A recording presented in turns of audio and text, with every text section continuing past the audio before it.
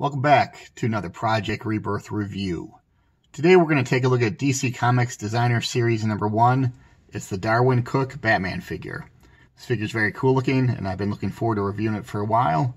Here's a look at the front of the box. Here is the left side of the box, the right side, and here's a look at the back of the box. Let's get Batman out of the box.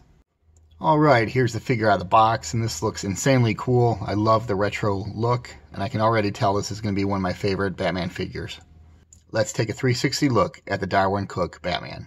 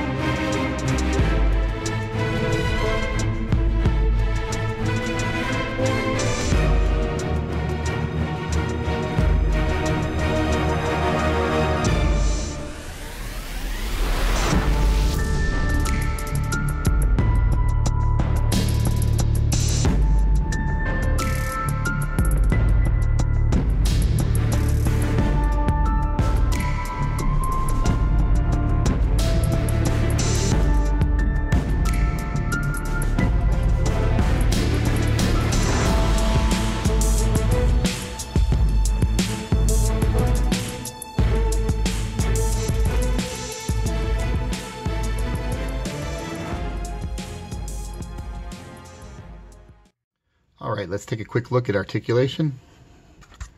The figure's head can rotate all the way around 360. The figure's chin can almost touch the chest and look up to about that far. And what's nice is the figure's head can kind of twist to get some different looking expressions. The arm can extend outward to approximately 90 degrees, bend at the elbow to less than 90 degrees. The arm joint can rotate, or the gauntlet, this way, around in circles, but it is one solid piece with no movement at the wrist. And there is a slight curve of the fist inward, but that is permanent. You can't move that one way or the other. There's no ab crunch.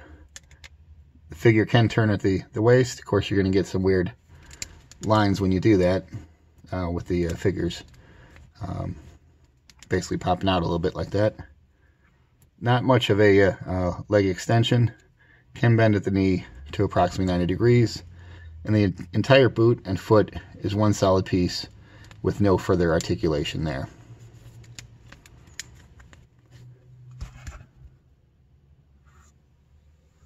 So for comparison purposes, here's our Darwyn Cooke figure in the middle, alongside a custom Batman Missions figure on the left, and the Arkham Origins figure on the right.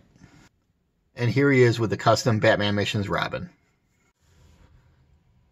Alright, so here's my final thoughts with regard to the Darwyn Cooke Batman figure. I really like this figure a lot, as I stated earlier, and I do suspect this will end up being one of my favorite Batman figures. Yes, the articulation is limited. Yes, you have a figure with two closed fists, with limited articulation even in the gauntlet. But you know what? This is one of these figures that I would refer to as a posable statue. And when the figure is that good looking, I am more than willing to forgive a lack of articulation, and this falls definitely in my mind in that category. This is just such a classic look at the 1940s Batman, and I do like the fact actually that he doesn't have the purple gloves, but the gloves are black rather. And I like this look, overall look of the figure, completely classic and yet still kind of badass. This is a Batman that I think would scare criminals if you were to come across him in an alley.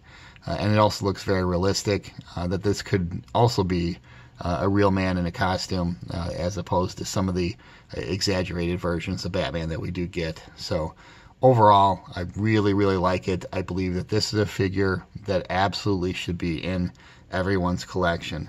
So if you don't have it already, should you buy it? Absolutely, hell yes. Thanks for watching, and I'll see you in the next Project Rebirth review.